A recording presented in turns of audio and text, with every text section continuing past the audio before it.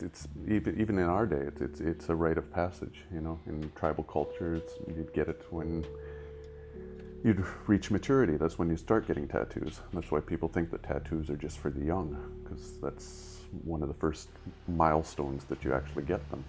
Which means you can get them when, you get them when you're young, you get them when you have kids, you get them when your parents die, memorial stuff. You can get them all the way through your life, but that first one people just always seem to focus on. And in tribal cultures, when you reach maturity, 13, 14, or 16 or whatever, you start getting the tattoos. And it's the same in our own culture, only you're 18 and you go out with your friends and you go and get drunk and you go out into the red light district and go and get something stupid done. But you may end up going and regretting it, but that was a rite of passage. That's something cool that you have, It's to show your independence and that you aren't a child anymore. And my name's Colin Dale. I was born in Saskatoon, Saskatchewan in Canada. Been tattooing for 18, 19 years now. Specializing in prehistoric techniques and from different cultures, mostly the Nordic and Native American. I took a university art degree in Canada, and then ended up traveling and just sort of got stranded in Denmark. What I was interested in was the traditional work. My introduction to tattooing has always been through the cultural art, studying cultural art and Native American art especially.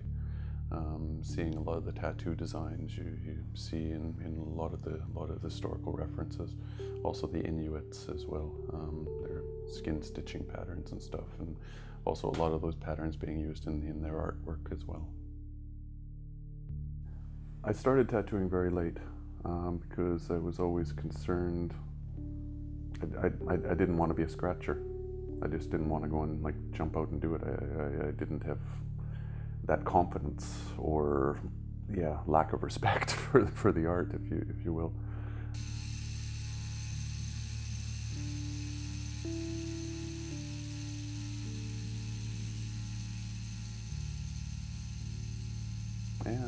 Biggest challenge was learning to tattoo.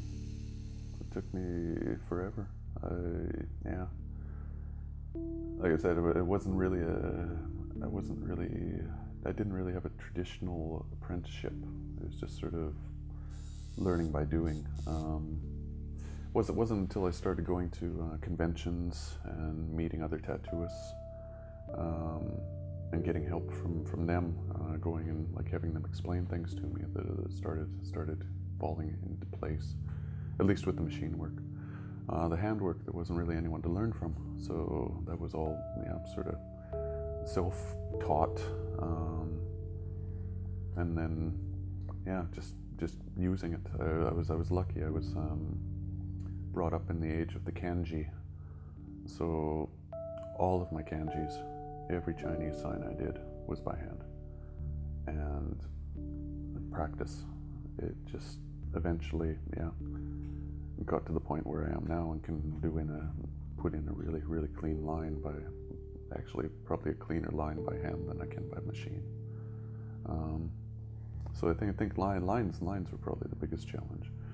And then also developing my own style, because a lot of these Nordic designs that I use, when I started,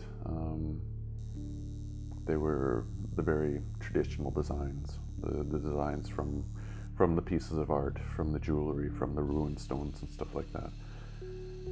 And taking these and trying to make them into tattoos was sometimes very difficult because they weren't meant to be tattoos. It took me many years till I got to the point that I could actually take these designs and change them and felt comfortable changing them.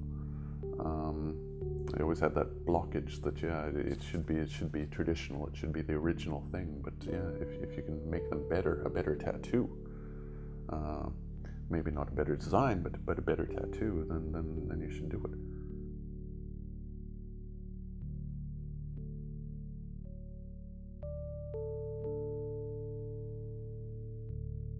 it's something permanent, in a very impermanent world.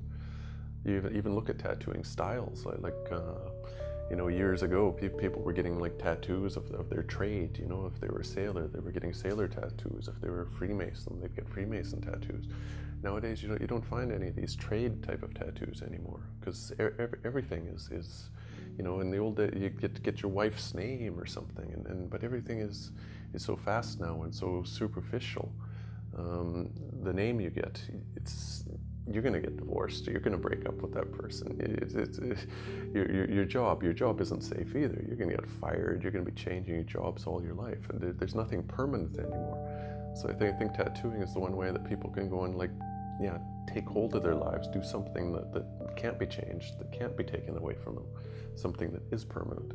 And in that way, they also going towards the older designs, because there's history in them, and there's something like longer term there than maybe just the newest trend in tattooing.